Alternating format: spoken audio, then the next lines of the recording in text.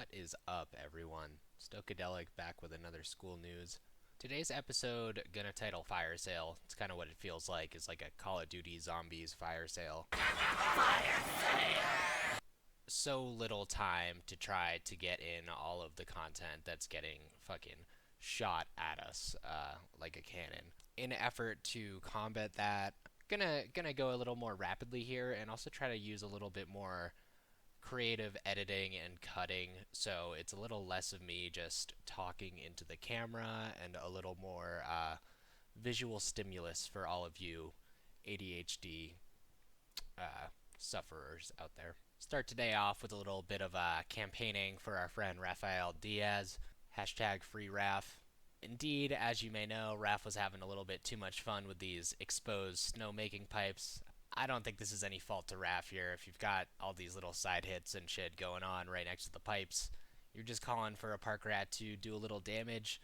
Sorry to Raf that exposing yourself here did not end the way that you anticipated. Raffy's gonna be back soon though. A couple weeks ago, Raf gave us glisses-tu. I probably butchered that. Looks like it's French. Along the lines of, can you slide this? Raf indeed can slide this. He mentioned somewhere on New Schoolers, maybe like an article or an interview or just some thread or something. Digging out these stairs.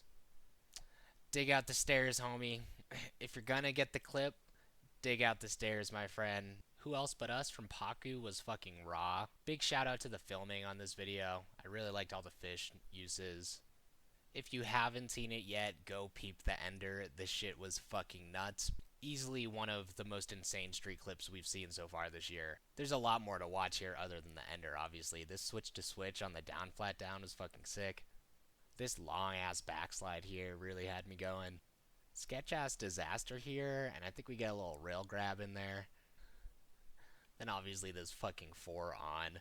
Just goes to show that this crew is worth putting on your map if it's not already. The oslojibbeklubb put out Do As I Say, Not As I Do. First saw this one pop up on New Schoolers. Now that I'm on YouTube, I gotta admit, I can't really tell if this is like the beginning formation of a crew here or if Jonas is just like shooting with his homies and just putting up videos. Regardless, another video showing very proper usage of the fisheye. Also a lot of creative skiing in here. I thought right here homie had perfect trick selection. The like slow back swap slide over that feature right there. And then I will talk about the Do As I Say, Not As I Do ender. Hopefully someone will emerge from the woodwork to claim ownership of this clip and just kind of like give us a face to what's going on here. Possibly a first, for all I know. A switch grab wall ride to switch. I don't even know how to like explain that trick. I don't know if we're gonna name it or some shit. It was fucking ill. That's all I have to say. Witness from Number One Suspect highlighting why I gotta catch up here. 3 weeks ago, this dropped. A lot of really cool skiing in here. I liked how they were using these uneven rails. Kind of had like TC vibes to the whole video, but I think a little bit more unpolished, if you will, without Line's editing crew over there. Regardless, does not say anything about the level of skiing. I think these guys are on some shit. That clip alone was fucked, dude. Not to leak too much of this clip either. Want y'all to head over here. I don't think Witness has gotten in quite the attention it deserves yet. I think I counted it. 1, 2, 3, 4, 5, 6. Yeah, homie hit a 12 kink here and got pretty dirty. I'll give you a hint. He didn't just slide the damn thing. Entourage, very worth checking out. I think something really cool nowadays that's going on is the whole snowboarder skier crew thing.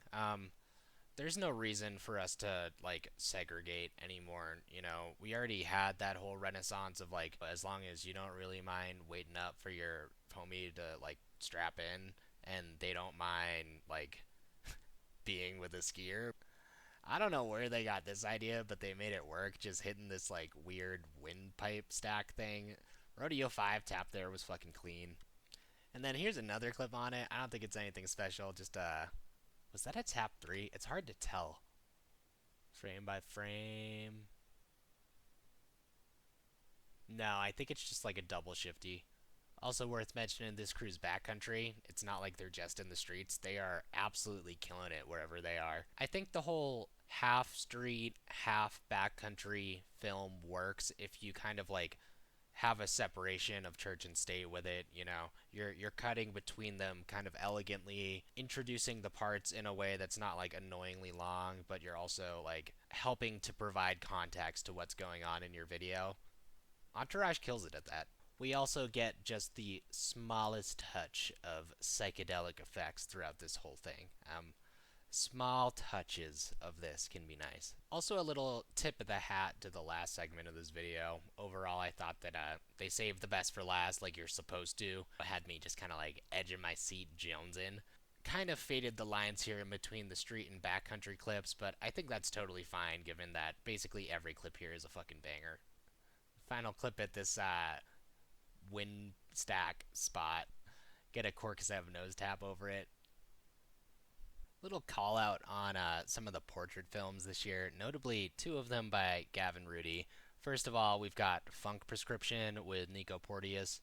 I feel like both of these films kind of had like an identity crisis where they weren't quite park films, they weren't quite street films, and they also weren't quite like big mountain films. So I think that portrait films are the best way to put these. I don't necessarily love these. I think there's a little bit too much B-roll going on in general in them. I don't really need to see this shot of Nico Porteous just going down a groomer.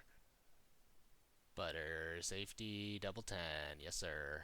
Same thing kind of went for Who Is Him. Kind of upset by this one, honestly. Jonah's one of my favorite skiers in terms of like well-rounded. You know, Jonah's not really a street skier in any regards, but the man rips. Once again, just a lot of B-roll in the entire thing. I think both of these films could have like gone together. Maybe obviously Jonah and Nico were sessioning together a fair amount, and obviously Gavin had all of the footage in one place. I think putting these two projects together, cutting a fair amount of the B-roll, and just getting a better movie out of it altogether would have made both of these seem a little bit less like L'Oreal shampoo commercials.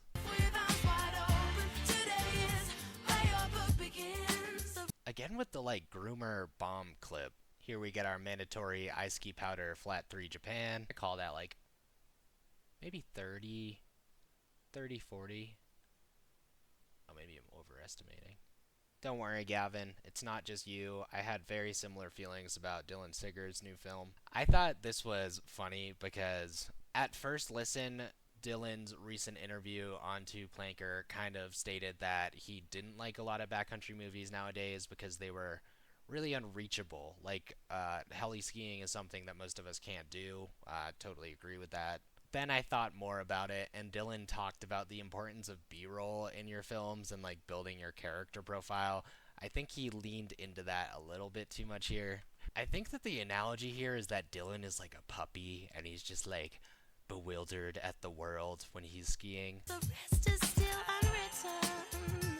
That's the closest I can get to any meaning behind it anyways. What really struck me here is that right after the title card, Dylan started the video with like a 15 clip battle on a snow skate just to backboard this 20-foot PVC pipe. We don't need to see this, homie. Respect to the vignette, the Kodak film, shooting, and like the music choice, I think it fits. All of it fits. The film is well made for what it is, you know. Maybe Dylan could have met up with Nico and Jonah. I think if you took the best of the best, then it'd be a pretty good movie altogether. But the three of them separately, there's just way too much B-rail for this to be like the highlight of your video. Shout out to the ender though, Dylan going huge here. I think this drop is really fucking, dude. That drop, what, 40 feet probably, maybe 50. I don't know. I'm probably overestimating. The Kodak aspect ratio here might be throwing things off, but that was absolutely nuts. And now we're gonna get to our biggest portrait film of the year. Tanner Hall put out XL a couple weeks ago. Starts the video off with some street clips. I thought that was a pretty good clip. The lip to Ellen, and then the 2 on to switch was also proper. Gotta call Tanner out on this ugly ass pretzel though. You just gotta cut that shit. For being marketed as like a Tanner movie, there really wasn't a lot of Tanner street clips. He had like a couple in the beginning, and then he just kind of like handed it off to all the younger people.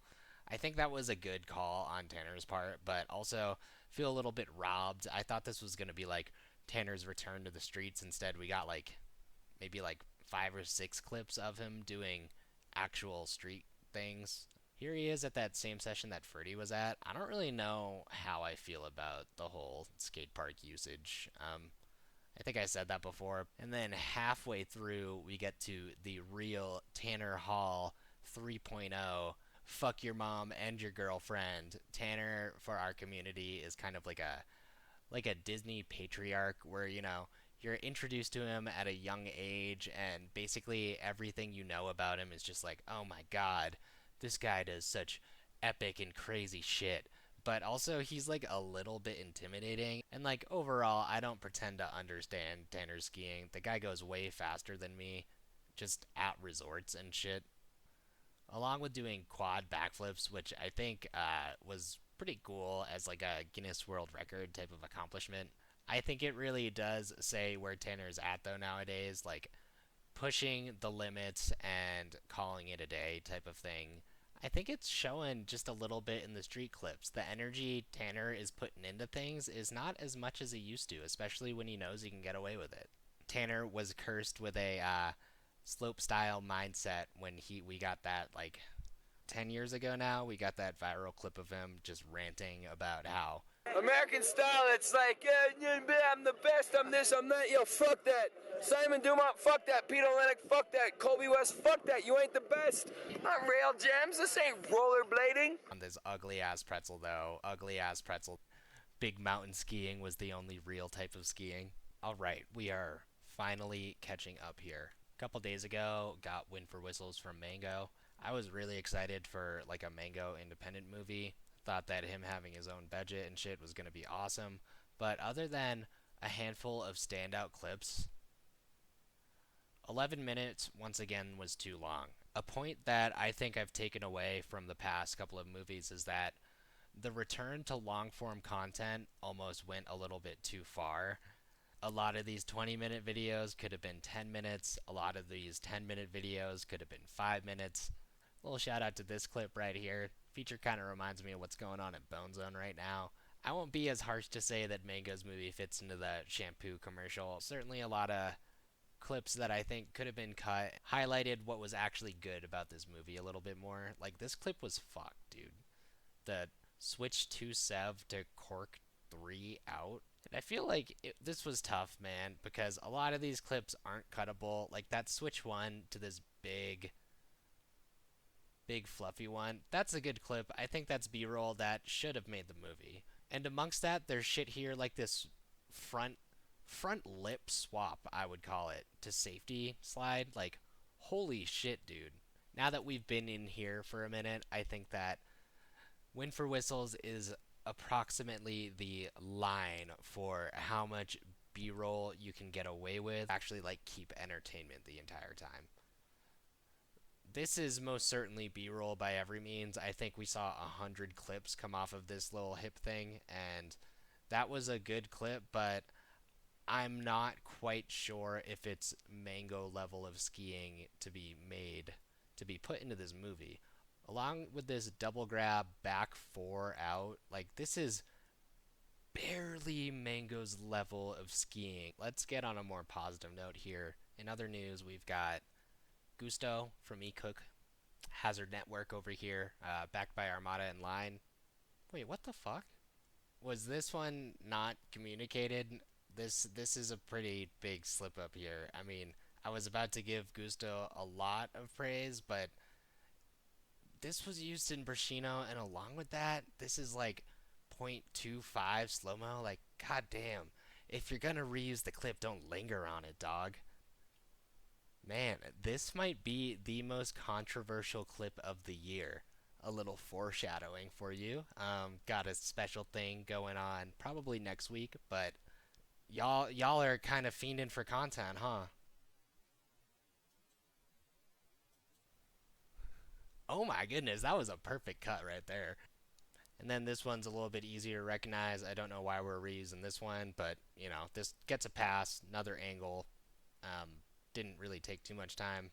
Overall, though, Gusto was a great fucking movie. Some less known names doing creative things. That fast slide to backslide was one of my favorite clips, and then this like Wally to ledge slide right here was also pretty raw. Man, a lot of reusing clips in this video. Y'all gotta communicate better with Monster, dude. Something I loved about this video was it felt a lot like the Avengers of skiing this year. Noah, clip, rel appearance, just a lot of people that you're not expecting to turn up in this video.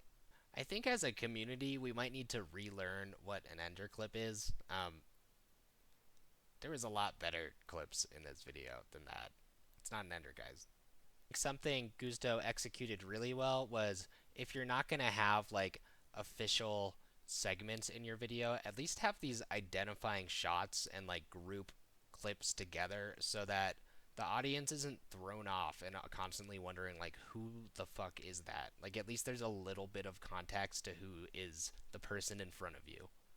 This clip was fucked. I've definitely seen this rail hit before, but a lip 4 onto it, that was fucking dirty. And then a front swap to like pretzel front flip on the closeout. I don't think I've ever seen anything like that before, especially in the streets. That was fucked. Let's end today on a little bit of a lighter note. I think I've done a lot of shit talking today. Want to see how the repercussions of that fall out before we keep going. Water the Plants was absolutely fantastic. I think as far as women in street skiing goes, Kat needs a little bit more of the spotlight here. She's doing shit on a level just as good as the other ladies. Along with that, she's doing it with quite a bit of style, I must say. Let's turn to Luca Natal real quick. Natal, I don't know if I'm saying that right. Could be Natalie for all I know. This right here might have been my favorite clip of the year. No fucking jump. And you're gonna have a gap rail like that. Plus the landing. Notice that they like dug out the sidewalk and then Luca fucking gapped it, friend. He did it. Dude, the ride out too. All pressed out and shit. Woo.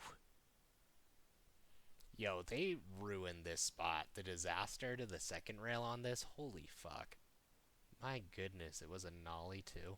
Let's go ahead and just give this one a proper spot killed. I don't think anything is going to happen that's better than that. Holy fuck, dude. Thought the powder skiing segments were really good too. Once again, got a really good separation of like street and powder backcountry clips. Another thing about Water the Plants that stood out to me is that they did have B-roll, but nothing like a lot of the other videos we've talked about today. We're not riding like a 50-50 line here. It's a lot more like an 80-20 or 70-30. When they do dip into that B-roll side, it's a lot of clips that ride that line of like, okay, we need to make space. I guess that one stays, that one goes type of thing. Overall, this is one of those 20-minute movies that doesn't feel like 20 minutes. If you do end up getting bored at some point in this video, it's kind of like you check the timeline and you're like, oh, I'm already fucking 80% through it. I might as well just stick things out here. Alright everyone, we're going to call it there for today. Something extremely special planned for next episode. So be looking out in about a week. Twig has me on a regular cadence now, probably like midweekish every week. Well, as always, it's been fun. I'll catch you next time. Today is how your book begins.